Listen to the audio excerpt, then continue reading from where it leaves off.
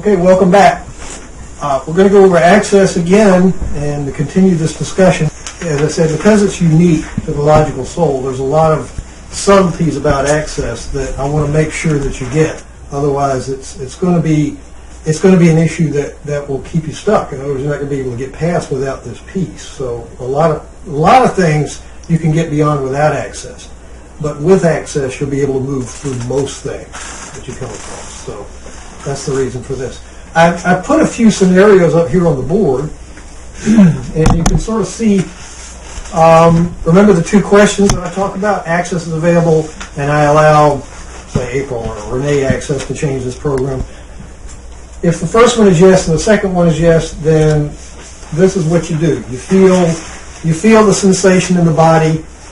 You go back to the first time that you felt that, or the first time you remember feeling that. You visit the child. You get down. You ask the child if you can help the child, save the child, whatever. And the child, of course, says, yes, take me away from this hellhole. And you get in there and you save the child. Okay?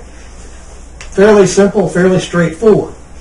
Now, let's go down the list and then we'll talk about the alternatives. Okay, first one is yes, access available. Don't allow Renee access. Okay, let's say that's the case.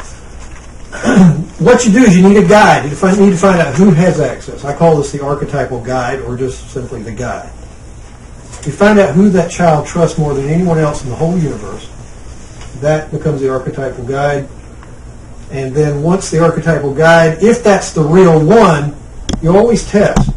I allow Archangel Michael, or I allow Santa Claus access to changes, or I allow my kitty cat access to changes, or whoever that is, and it could be anybody. It's whoever the child finds most important or most trustworthy to him or her as a child.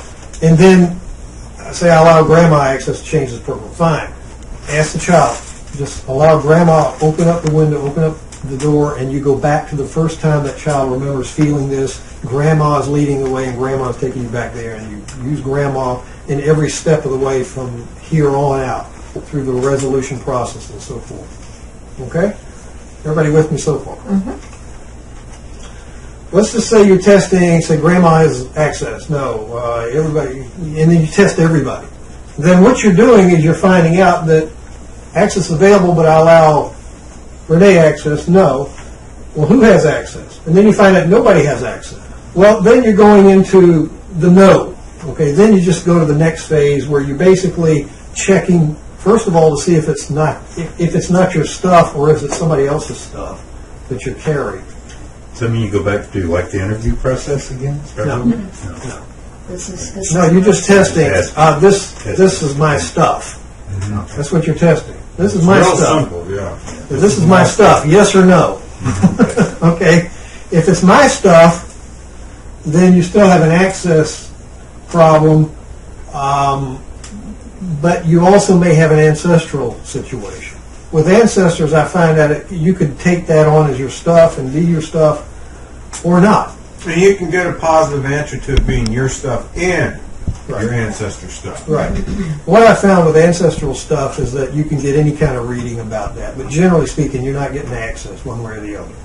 And again, there's no hard and fast rules about this. I'm sort of giving you some hard and fast rules simply to help you maneuver along this way, but really it becomes very vague when you start getting into the no's. There's no access, because guess what?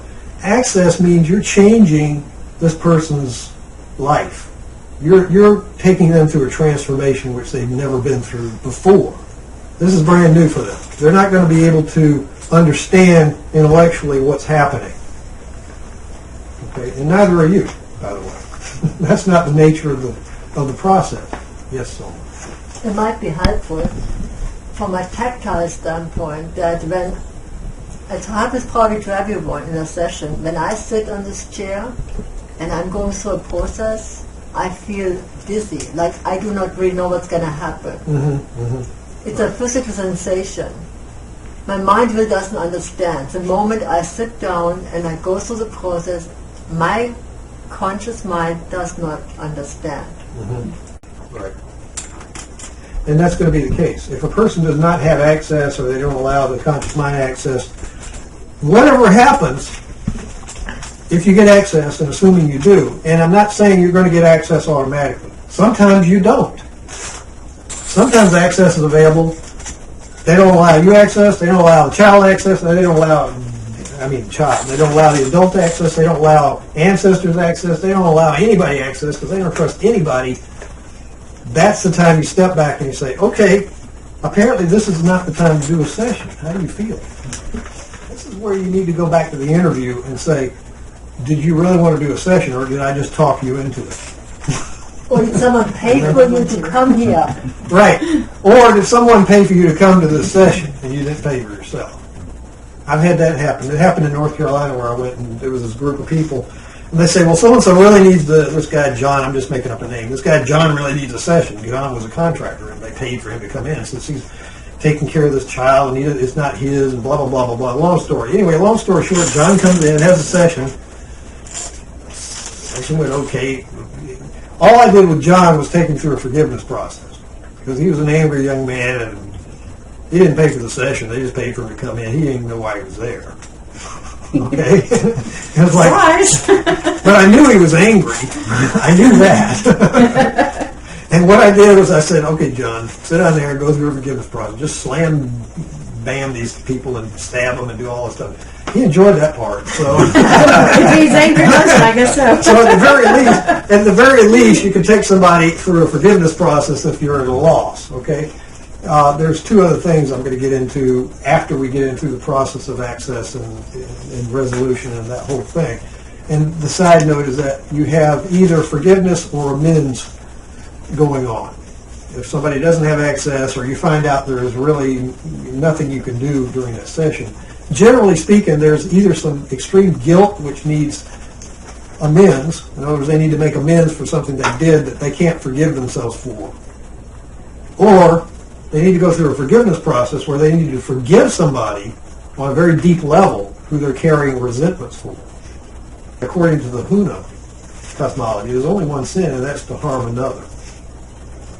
So if you harm someone, you're going to carry your ku, or your inner child or small or lower self is going to carry that guilt around with you if you harm someone, unless you're a sociopath and you have no feelings whatsoever. In which case, then you basically shut the door and you have no access to anything. We're talking about most people who are not sociopaths or drug addicts or people And you like said that. that person won't come to see you anyway. Yeah. You don't want to attract those people to you. By the way, not everybody is a candidate for logical soul. We won't go into the ones who aren't. Okay, we just won't go there right now. Okay, for right now, let's just understand that most people who come to you should be borderline normal. Okay, and you know who I'm talking about. You know, everybody's got something going on. All right, but I'm talking about the issues are not so far out there. Like I used to have sessions with people who were, they were abducted by aliens. And, I would go through serious sessions. Well, this is before the logical soul, but I was getting into all sorts of stuff. And I didn't know what to do with them. If I had them, if I had them these days, I would probably do a little better. I mean, I'm not, debating the fact that they were abducted and they were, probed and all that kind of stuff. I just don't know, Obviously, they feel that, and there's something definitely going on with them, and some of them are manifesting extreme symptoms. You can't deny something is happening. Mm-hmm. And I don't know if it's true or not, but the point is that they believe it. It doesn't matter because they believe it. It's there. It's in their consciousness, and it's their thing. Yep. So if we're dealing with alien abductions, give me a call. All right, I've been through it before. I can probably deal with it again. I don't know. Depends on the alien. But the point is that you're going to run into stuff that's just going to be weird occasionally. Take it in stride, pretend it's real, and just go with it. Just go with the flow. In other words, don't show shock and awe if somebody says, well, I was abducted by aliens and probed and blah, blah, blah, blah, blah. Say, oh, okay, we ran across this before in class. Just deal with it, okay? Or give me a call or somebody a call, and we should have buddies, so you should be able to call one of us up and say, I got a problem, can you help me with this? That's all. I had a mother, someone, when people tell you need a session, it won't work, and I had a kid. The mother wanted me to work on her child. I said, here I am, what can we do? He said, nothing. I said, do you really want to do something? He said, no. I said, okay, goodbye, thank you. You don't do that with anyone. No. You don't do sessions with people who don't want sessions. Right. It's that simple. And there are really good, well-meaning people like parents or good friends Right. who will pay for you. For them, it doesn't work. Right. You can also get people who want to get involved in analysis. It's another thing. No, this is not a parlor game. This isn't analysis. This isn't ask 20 questions, see what Right. shows up. Right. We're not there for therapy. Right. We're there to change decisions, hidden decisions. What I always tell my clients is you have to be trouble. There has to be a trouble. I can't help you if you're happy. Sure you can. Help them be more happy. Happier. It doesn't have to be trouble. There's just, I don't use the terms trouble. I use the terms, there's something that may be blocking you to something that you want. That's it. Yeah. If there's something that's blocking you from getting what you want and you keep bumping into this consistently, that's really what the logical soul is for. Generally speaking, if that's an alien abduction, then we'll deal with it. But chances are it's not going to be alien abduction. It's going to be something else, okay? So if you do this enough, you're going to see all sorts of things. I'm sure Ron has seen his share. When I first started to work in juvenile institutions and prisons, talk about trying to shock you, and especially the juveniles, that would be their intention. They wanted to try to shock you, say something that make you react. Right. Because most of the teachers and whatever, at least the low lady school teachers who would come in and volunteer work, and they could shock the heck out of them. But chances are, if you're going to get people like that, especially if they're in prison or juveniles or whatever, they don't want to be there. They just as soon stab you and walk out, and deal with what they've got going on. So we're talking about access, and we're talking about if access is not available, there's all sorts of extenuating circumstances that could stop you from getting access. When in doubt and you can't get access and you're continually trying everything, that may not be the time. There may be another time, and I've had this occasionally happen, where it's just not the time or the place or both. And if that's the case, then acknowledge that. Say, well, it appears that we don't have access. What do you think? And just put it on them. Ask them. What do you think? And if they I really want to deal with it. It's like, well, look at your watch and see if you have another couple hours. But the point is that you shouldn't take that much time. I would much rather put something off and have them come back than spend another 2 hours trying to deal with something that may or may not change. You with me? It's always good to cut it off at a certain time and say, look, we've been at this an hour. Let's do another session. So what I would suggest bringing up that issue is that if you're going beyond an hour, make it 2 sessions.